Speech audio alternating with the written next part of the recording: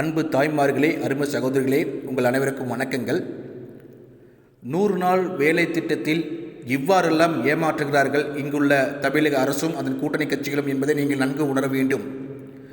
100 நாள் வேலை இனி இல்லை, 100 நாளுக்கு சம்பளம் தருவதில்லை, 100 நாள் நிதியை மத்திய அரசு நிறுத்தி வைத்துள்ளது என்று இவர்கள் பல்வேறு பொய் பிரச்சாரங்களையும் கபட நாடகங்களையும் இங்கு ஆடிக்கொண்டு வந்துள்ளனர்.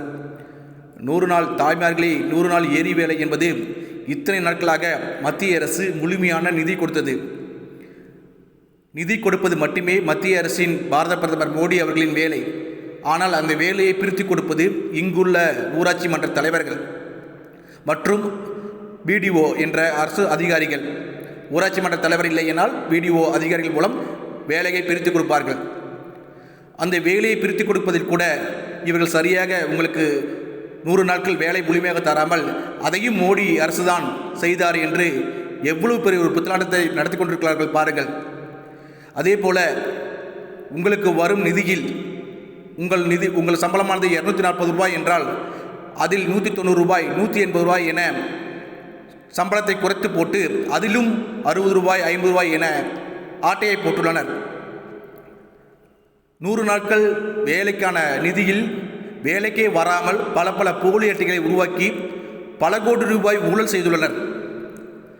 இதையெல்லாம் நன்கு உணர்ந்த மோடி அவர்கள் இனி இதுபோல ஊழல் யாரும் செய்யக்கூடாது, ஏழை மக்களின் பணம் ஏழைகளுக்கே சென்று வேண்டும் என்று ஒரு புதிய சட்டத்தை இயற்றியுள்ளார்.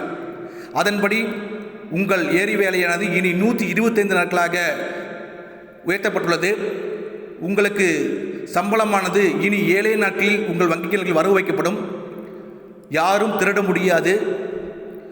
காலையில் ஒரு கைரேகை, மாலையில் ஒரு கைரேகை வைத்து உங்களுடைய வேலையானது உறுதி செய்யப்படும். சரியான நபர்களுக்கு வங்கி கணக்கில் வரவு வைக்கப்படும்.